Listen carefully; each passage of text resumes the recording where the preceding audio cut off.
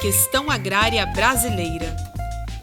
O problema central do setor agrário brasileiro é a desigualdade entre aqueles que controlam e monopolizam a terra e os trabalhadores e pequenos proprietários rurais. Essa desigualdade é resultado de um conjunto histórico de fatores políticos e econômicos que diferenciam economicamente os agricultores. Para o geógrafo Bernardo Massano Fernandes, a questão agrária brasileira nasceu devido ao desenvolvimento contraditório do capitalismo que produz simultaneamente a riqueza e a pobreza.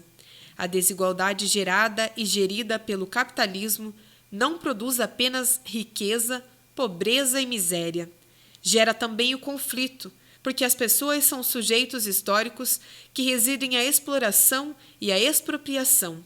O desenvolvimento político e econômico é também o desenvolvimento de conflitos. O conflito é o estado de confronto entre as forças opostas, relações sociais distintas. Um conflito por terra, por exemplo, é um confronto entre classes sociais, entre modelos de desenvolvimento por territórios. Um conflito pode ser neutralizado ou pode ser resolvido. Entretanto, a conflitualidade não. Ela permanece fixada na estrutura da sociedade em diferentes espaços, aguardando o tempo de volta.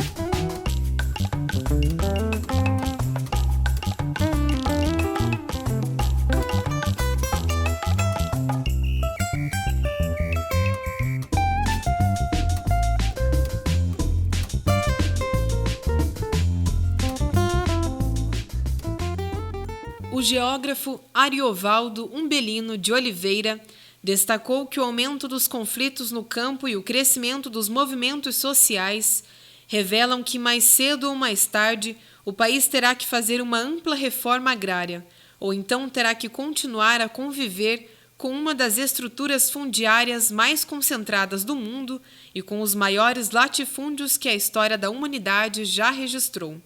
A reforma agrária ampliaria ainda a oferta de alimentos e de empregos para milhões de brasileiros. Apesar dos 83,3 milhões de hectares de terras desapropriados até 2013, a concentração fundiária brasileira ainda é a maior do mundo. Em 2006, mais da metade da população detinha menos de 3% das terras e 46 mil pessoas ficam com quase metade delas. Segundo Armando, em 1985, apenas 27 detentores de terras no Brasil possuíam um total de 25,5 milhões de hectares, isto é, uma área quase 3 vezes do território de Portugal. As propriedades acima de 2 mil hectares, que são apenas 15 mil agricultores, detêm 98 milhões de hectares, 29,36% da área total. Os estabelecimentos rurais de menos de 10 hectares, que representam 47,8% do total de estabelecimentos agropecuários no Brasil, ocupam 2,3% da área total agricultável. Os estabelecimentos de mais de 1.000 hectares, que correspondem a apenas 0,91% dos proprietários, menos de 50 mil, concentram 45% da área agricultável, mais de 150 milhões de hectares. Entre 1995 e 2013, 696 pessoas foram assassinadas devido a conflitos no campo brasileiro, média de 36,63 assassinatos no período. Ao todo, ocorreram 22.688 conflitos. Somente em 2013, 573.118 pessoas estiveram envolvidas em conflitos no campo e 6,2 milhões de hectares estiveram envolvidos em algum tipo de conflito.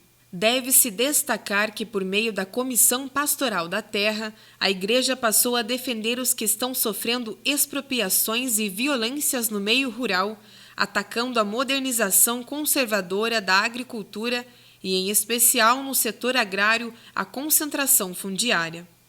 Para Carlos Walter Gonçalves e Paulo Alentejano, a violência do poder privado concentrou-se entre 1985, 1990 e 2003-2009. A atuação dos movimentos sociais e a repressão estatal intensificaram-se entre 1996, 2000 e 2003-2009. E 2003-2009 caracterizou-se como de maior violência e conflitividade.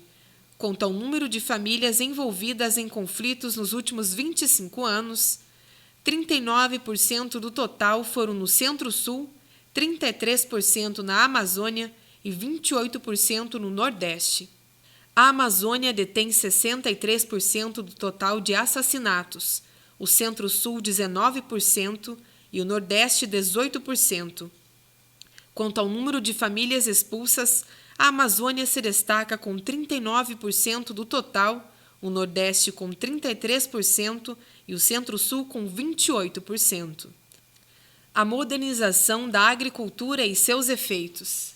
Para modernizar a agricultura brasileira, o Estado implantou políticas agrícolas a fim de incentivar a incorporação de modernas tecnologias pelos produtores rurais. Foram políticas setoriais, pois visavam o aumento do volume produzido de alimentos e matérias-primas e dos índices de produtividade das lavouras por meio da adoção de inovações tecnológicas. Consequentemente, houve a manutenção das elites rurais, pois a política para o setor rural dos governos do regime militar voltou-se para uma modernização do tipo conservadora, sem alteração da estrutura fundiária e privilegiando o setor que produz para o mercado externo. A modernização da agricultura provocou um conjunto amplo de alterações, resultando sobretudo no processo de urbanização e industrialização. A modernização da agricultura seria estrategicamente importante para atender a um conjunto de objetivos. Venceslau Gonçalves Neto diz que pelo fornecimento de mão de obra às cidades, pela garantia do consumo interno, sobretudo de forma a não pressionar a cesta básica do trabalhador, que poderia gerar pressões salariais e interferir na taxa de lucro urbana, de fornecimento de produtos para exportação, produzindo divisas que dessem condições ao setor urbano industrial de manter o ritmo necessário de importações, não freando seu crescimento pelo consumo de uma parte da produção industrial e de fornecimento de matérias-primas industriais a baixo custo e, posteriormente, pela substituição de produtos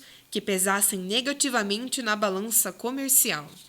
Assim, entre meados da década de 60 e início dos anos 80, o Estado brasileiro atuou fortemente na agricultura por meio de políticas públicas visando o aumento da produtividade via pacote tecnológico da Revolução Verde.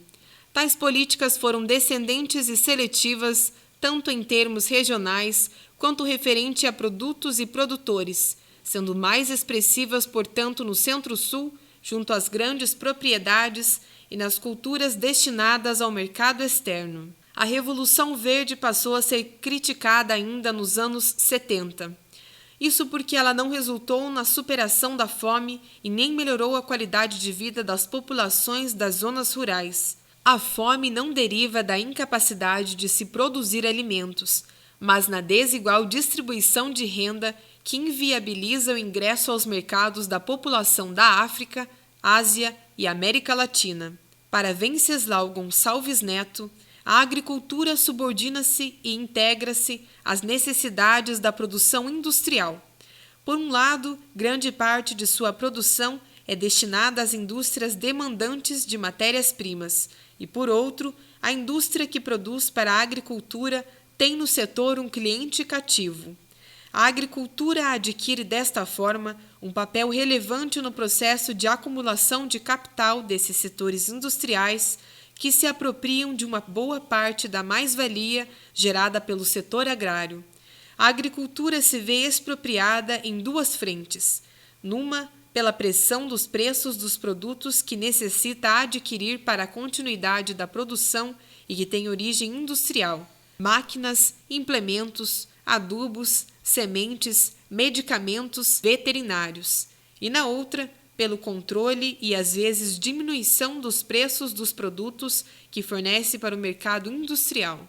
Para Berta Becker e Cláudio Egler, considerando em seu conjunto boa parte da modernização conservadora da agricultura brasileira, pode ser resumida na introdução e difusão do cultivo de soja no Brasil. Em 1960, a área colhida foi de 171 mil hectares, produzindo 206 mil toneladas. A área plantada em 2014 foi de 31,3 milhões de hectares e estimativa de produção para 2015 de 95,5 milhões de toneladas. Outro efeito da modernização da agricultura foi a expansão de relações capitalistas de produção no campo, ao lado da manutenção do trabalho familiar. Para Ariovaldo Umbelino de Oliveira, a modernização da agricultura aconteceu no bojo do processo de desenvolvimento de um capitalismo mundializado, contraditório e combinado. Assim, ao mesmo tempo em que o modo de produção avançou, reproduzindo relações capitalistas, o assalariamento no campo, sobretudo nas grandes propriedades, ele produziu também, igual e contraditoriamente, relações não capitalistas ou familiares. Outro efeito da modernização agrícola foi forçar a migração. Nos anos 60, a expansão do capital industrial no campo provocou uma forte transferência de populações tanto para o meio urbano quanto para as fronteiras. Esse fenômeno ocorreu a mecanização, a substituição de culturas intensivas em mão de obra pela pecuária, a ampliação da legislação trabalhista no campo ou mesmo ao uso da violência. Do sul do Brasil, houve fortes ondas de migração de agricultores expropriados. Eles migravam dentro do próprio estado, dentro de uma macro-região ou para outro estado de outra macro-região. São, por exemplo, agricultores familiares gaúchos, catarinenses, paranaenses que migraram para o Mato Grosso e Rondônia e demais estados do Norte, Centro-Oeste e Nordeste. Nesse período, a expansão das grandes propriedades pelas fronteiras agrícolas da Amazônia e do Centro-Sul deu-se em inúmeros casos como reserva de valor e meio de acesso ao crédito. Ao mesmo tempo, a Amazônia Legal, como fronteira agrícola, serviu a partir dos anos 70 como o locus da recriação da pequena produção através de frentes de colonização, pequenos proprietários expropriados e excedentes populacionais. Transformações tão intensas e em curto período de tempo fizeram aumentar os problemas tanto no meio rural quanto no meio urbano. Emergiram conflitos no campo e agravaram-se as questões de moradia, emprego, miséria e violência nas cidades. Ainda podem se esclarecer os impactos de ordem ambiental decorrentes da modernização da agricultura no centro-sul do país. Apesar do aumento na produção e na produtividade, os custos ambientais foram grandes. O uso maciço do solo e de tecnologias não foi acompanhado de práticas de conservação do meio ambiente e as monoculturas e o uso indevido de fertilizantes químicos e inseticidas comprometeram a qualidade ambiental. Atualmente, a adoção de sistemas agrícolas menos intensivos, como o uso do plantio direto, por exemplo, não significa que o padrão tecnológico da Revolução Verde tenha perdido a hegemonia. Os movimentos sociais rurais, como os dos atingidos por barragens, os sem terras, seringueiros, indígenas, entre outros, continuam se mobilizando por terra, melhores condições de trabalho, saúde e educação e por uma estrutura fundiária mais justa. A modernização conservadora da agricultura brasileira, a partir de 1960, contou com políticas agrícolas que atenderam prioritariamente aos grandes proprietários, à região centro-sul do país e aos produtos exportáveis.